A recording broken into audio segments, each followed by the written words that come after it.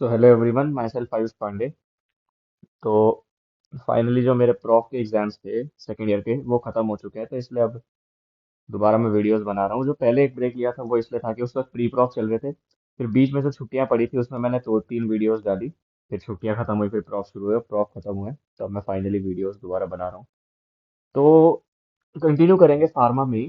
तो फार्मा में लास्ट जो चैप्टर हमने पढ़ा था वो था गैस्ट्रो इंटेस्टाइनल सिस्टम, उसके ड्रग्स, उसके जो मेजर डिजीजेस थे जैसे पेप्टिक अल्सर हो गया, डायरिया हो गया, वॉमिटिंग हो गया, इन सब के बारे में पढ़ा था। और जो ड्रग्स देते हैं वो देखे थे। अब जो ये यूनिट है बहुत छोटी यूनिट है, ये है रेस्पिरेटरी सिस्टम। अब देखो, जो रेस्पिरेटरी सिस्टम है इससे एक ही क्वेश्चन आता है, और वो एक क्वेश्चन क्या होता है? वो होता है मैनेजमेंट पे। किसका मैनेजमेंट? Management of status अस्थमैटिकस।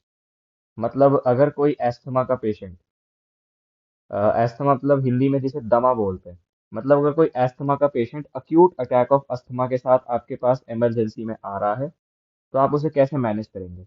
ये क्वेश्चन आता है। मेजरली तो यही आता है प्रॉफ में। वरना जो दूसरा इससे सवाल बनता है, देखो पहला तो मैनेजमेंट का बनता है, और जो दूसरा उससे सवाल बनता है वो बस इतना बनता है, ड्रग्स फॉर ब्रोंकियल अस्थमा। मतलब इस पूरे चैप्टर में जितनी भी हम ड्रग्स पढ़ेंगे वो ड्रग्स फॉर ब्रोंकियल अस्थमा में 5 नंबर की आ जाएगी। मतलब ये पूरा चैप्टर आप पढ़ोगे तो 5 नंबर पक्के हैं शॉर्ट नोट में। इतना ही है। तो खुद ही आप देख लो, बहुत छोटा चैप्टर है। सबसे पहले जो रेस्पिरेटरी सिस्टम है, इनमें इसमें दो प्रॉब्लम्स हमें रेस्पिरेटरी सिस्टम की बताई गई। देखो, पहली प्रॉब्लम तो बहुत ही कॉमन प्रॉब्लम है, वो होती है कफ। कफ यानी स्पूटम का बनना, है ना? तो अब जो कफ होता है वो भी दो टाइप का होता है, हम सबको पता है। एक होता है ड्राई कफ, खराश खांसी, और दूसरा होता है प्रोडक्टिव कफ, जिसमें बलगम आता है। तो अब अगर हम बात करें ड्राई कफ की, तो ड्राई कफ के लिए हम जो ड्रग्स देते हैं वो होती है एंटीटूसिव्स। एंटीटूसिव्स वो ड्रग्स होती हैं जो कि हमारा जो ब्रेन में कफ सेंटर होता है, जो कि सिग्नल्स देता है जिससे कफ का प्रोडक्शन होता है, तो ये एंटीटूसिव्स सप्रेस करते हैं कफ सेंटर को। Suppress cough centre of brain. Antitussives ये ड्रग होती है। तो इसमें एग्जांपल्स आते हैं codeine, pholcodine, dextromethorphan, noscapine. आप बस दो याद रखो, एक कोडीन, दूसरा फॉल कोडीन तो चलो वैसे ही कोडीन से याद रह जाएगा। दूसरा डेक्स्ट्रोमेथॉर्फिन। कोडीन और डेक्स्ट्रोमेथॉर्फिन आप याद रखो सिंपल, इसमें ट्राई कफ में। दूसरा प्रॉब्लम होती है प्रोडक्टिव कफ। प्रोडक्टिव कफ कौन सा होता है? जिसमें बलगम आता है। जैसे अगर आप लोगों ने पैथो पढ़ी होगी तो आपने पढ़ा होगा, जैसे अ, हम बात करें निमोनिया के केस में, उसमें प्रोडक्टिव कफ होता है। या हम बात करें कोई भी क्रॉनिक कंडीशन, जैसे फॉर एग्जांपल ट्यूबरक्लोसिस होता है, उसमें पेशेंट को प्रोडक्टिव कफ होता है। ये तो मैं एग्जांपल्स दे रहा हूँ ऐसे कि प्रोडक्टिव कफ किन किन कंडीशन में होता है। तो प्रोडक्टिव कफ में हम दो टाइप की ड्रग्स देते हैं। एक हम दे सकते हैं म्यूकोलाइटिक्स। म्यूकोलाइटिक्स क्या होती है? ये जो कफ है उसे ब्रेक करती है, ब्रेक द कफ, ताकि वो छोटे छोटे मतलब उसके पार्ट्स हो जाए और आराम से पर्सन उसे मतलब अपनी बॉडी से बाहर निकाल पाए। दूसरे होते हैं एक्सपेक्टोरेंट्स। एक्सपेक्टोरेंट्स क्या होते हैं? Increase the cough secretion. ये कफ के सिक्रीशन को बढ़ाते हैं, जिससे जो जितना भी म्यूकस और टॉक्सिन्स हमारे रेस्पिरेटरी सिस्टम में मतलब कलेक्ट हो रखे हैं, जिनकी वजह से कफ का प्रोडक्शन हो रहा है, कफ के साथ साथ वो वाले टॉक्सिन भी बाहर आ जाए। ये कफ का सिक्रीशन क्यों बढ़ा रहे हैं? ताकि वो कफ अपने साथ साथ सारे टॉक्सिन्स, बैक्टीरिया सब ले आए और वो बॉडी से बाहर आ जाए। तो अब ये जो ड्रग्स लिखी हुई हैं ये तो आप याद ना रखो तो भी ठीक है, लेकिन अब जैसे एक्सपेक्टोरेंट्स में आप याद रख सकते हो के आई, पोटेशियम आयोडाइड, और इंक्रीज द कफ सिक्रीशन में आप याद रख सकते हो एसिटाइल सिस्टीन। आप ये याद रखो। ये चार ड्रग्स आप याद ना भी रखो कोई बात नहीं, बट म्यूकोलाइटिक्स में आप याद रख सकते हो पोटेशियम आयोडाइड, और जो कफ का सिक्रीशन बढ़ा रहे हैं यानी एक्सपेक्टोरेंट्स उसे हम बोल रहे हैं एसिटाइल सिस्टीन। ठीक है। अब हम बात करते हैं ब्रोंकियल एस्थमा के बारे में। पहली प्रॉब्लम क्या थी? पहली प्रॉब्लम थी कफ। दूसरी मेजर प्रॉब्लम क्या है? दूसरी है ब्रोंकियल एस्थमा। ओके। अब देखो ब्रोंकियल एस्थमा में हो क्या रहा है, मैं आपको सिंपल शॉर्ट में समझा देता हूँ। देखो, ब्रोंकियल एस्थमा में दो तीन चीजें होती हैं। पहला ये होता है कि इसमें जो हमारे मास्ट सेल हैं वो हिस्टामीन रिलीज करते हैं। ये हिस्टामीन क्या करता है, हमारे ब्रोंकस में एक्ट करता है और उसको कंस्ट्रिक्ट करा देता है। मतलब जो ब्रोंकस है उसका जो ल्यूमेन है वो छोटा हो गया। अब अगर ब्रोंकस का ल्यूमेन छोटा हो गया है तो ऑब्वियस सी बात है कि जो एयर उसमें जाएगी वो पहले से कम जाएगी। तो इसीलिए पर्सन को क्या होगा, पर्सन को ऑक्सीजन डेफिसिट होगी और ब्रीदिंग में डिफिकल्टी भी होगी, क्योंकि अगर ब्रोंकस का साइज छोटा हो गया है तो रेजिस्टेंस बढ़ जाएगा। है ना, हमने फिजिक्स में भी पढ़ा था resistance is inversely proportional to radius होता था, जहां तक मुझे याद है। अ, ये शायद रेडियस का स्क्वायर, या मुझे इतना याद नहीं है, लेकिन जितना 11th 12th की फिजिक्स में पढ़ा था इतना था कि रेडियस से उसका इनवर्स प्रोपोर्शनल है। मतलब जितना अ, कम रेडियस होगा किसी भी ट्यूब का या जैसे ब्रोंकस का, उतना उसका रेजिस्टेंस होगा। या फिर जितना ज्यादा रेडियस होगा उतना कम रेजिस्टेंस होगा। तो अब ब्रोंकस का साइज कम हो गया यानी उसका रेजिस्टेंस कम हो गया। तो मतलब उसका साइज कम हो गया यानी रेडियस कम हो गया तो रेजिस्टेंस बढ़ जाएगा। और ये होता क्यों है? ये होता इसलिए है क्योंकि ये है टाइप 1 हाइपर सेंसिटिविटी रिएक्शन। मैं आपको ये भी समझा देता हूँ टाइप 1 हाइपर सेंसिटिविटी, ताकि पैथो में आप पढ़ो तो आसानी हो। देखो होता क्या है, फॉर एग्जांपल अब ब्रोंकियल अस्थमा उन्हें होता है, जैसे फॉर एग्जांपल किसी के एयरवे में धूल चली गई, कोई एलर्जन चला गया या पोलन चला गया, है ना। तो वो जो एलर्जन है या धूल है वो क्या करेगा, एंटीजन प्रेजेंटिंग सेल से बाइंड करेगा। एंटीजन प्रेजेंटिंग सेल्स वो होते हैं जो कि जो ये एंटीजन है इसको हमारे जो लिम्फॉइड सेल्स हैं उसको प्रेजेंट करेंगे। तो एंटीजन प्रेजेंटिंग सेल ने उसे टी सेल पे प्रेजेंट किया। अब टी सेल आपको पता है कि बी सेल्स को एक्टिवेट करता है ना, जिससे वो प्लाज्मा सेल बनाते हैं और प्लाज्मा सेल से फिर एंटीबॉडी बनती है। तो ये जो ब्रोंकियल एस्थमा है इसमें जो मेजर एंटीबॉडी बनती है वो बनती है आईजीई। और ये आईजीई मास्ट सेल से बाइंड करता है। ये मास्ट सेल है ना, मास्ट सेल, मास्ट सेल।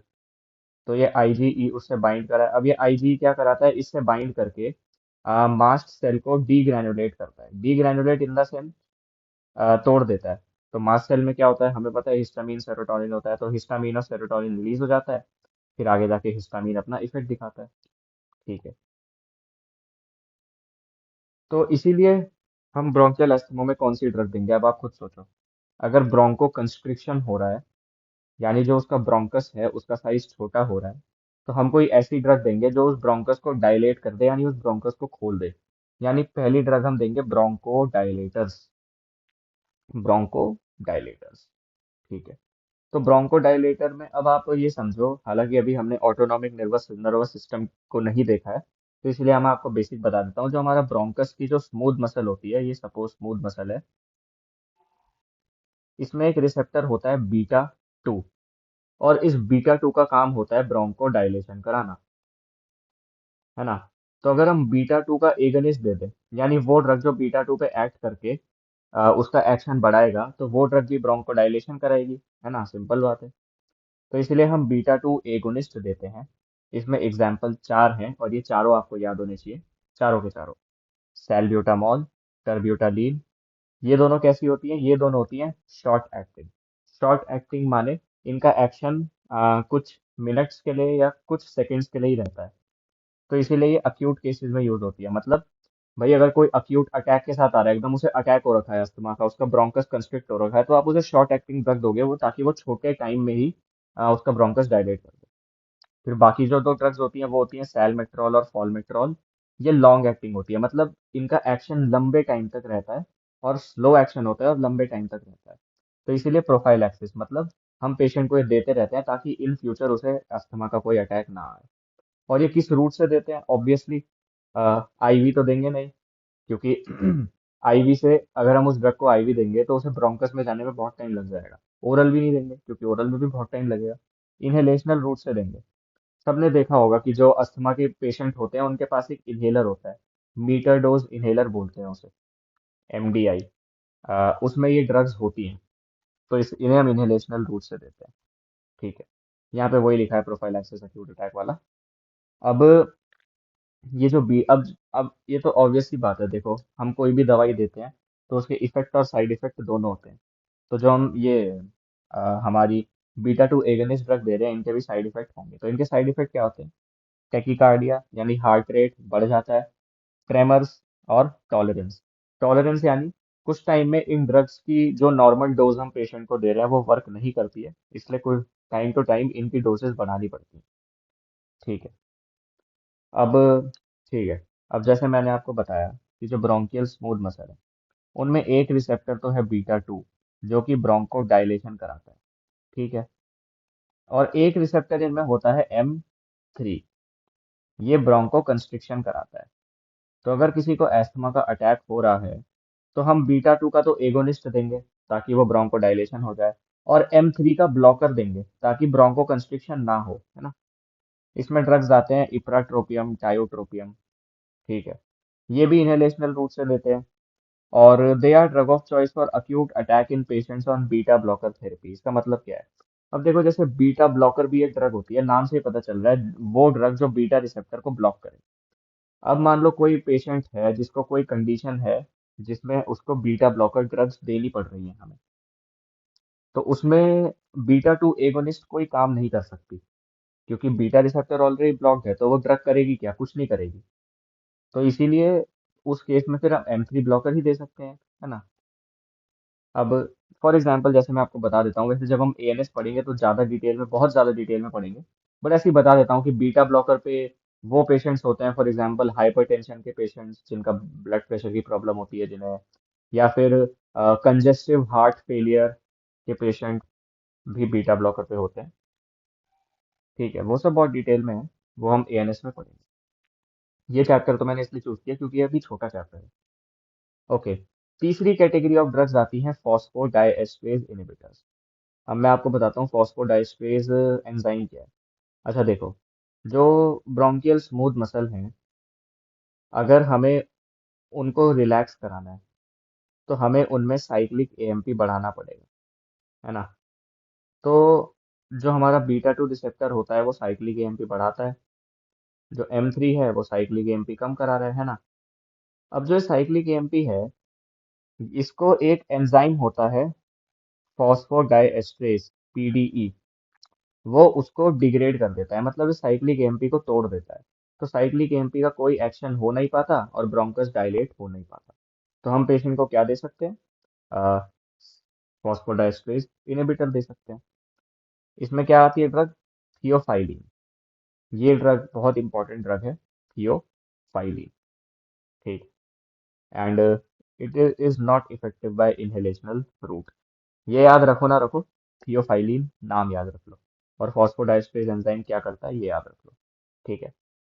जो देखो, ये तो वो ड्रग्स हो गई जो कि जो हमारे ब्रोंकस को डायलेट करा रही थी। लेकिन अब मैंने आपको तो पूरा पाथवे बताया था कि कैसे IgE एंटीबॉडी बन रही थी, वो हमारे मास्ट सेल पे बाइंड कर रही थी, फिर मास्ट सेल का डीग्रेनुलेशन हो रहा था, हिस्टामिन रिलीज हो रहा था, है ना। ये मैंने आपको पूरा पाथवे बताया। अब कुछ ड्रग्स ऐसी भी तो होंगी जो इस पाथवे पे एक्ट करेंगी और इस पाथवे को ही रोक देंगी, होंगी कि नहीं? कुछ ड्रग्स ऐसी भी होंगी जो इस पाथवे पे एक्ट करेंगी और इस पाथवे को ही खत्म कर देंगी। अब हम उन ड्रग्स के बारे में देखते हैं। तो सबसे पहली ड्रग यहाँ पे है स्टीरॉइड्स। सुना ही होगा, अगर किसी के घर में या आसपास अस्थमा के पेशेंट हैं तो जरूर से देखना जो वो ड्रग लेते हैं उसमें ड्रग होगी प्रेडनिसोलोन। वो प्रेडनिसोलोन स्टीरॉइड होती है, या फिर हाइड्रोकॉर्टिसोन, वो हाइड्रोकॉर्टिसोन स्टीरॉइड होती है। ठीक है।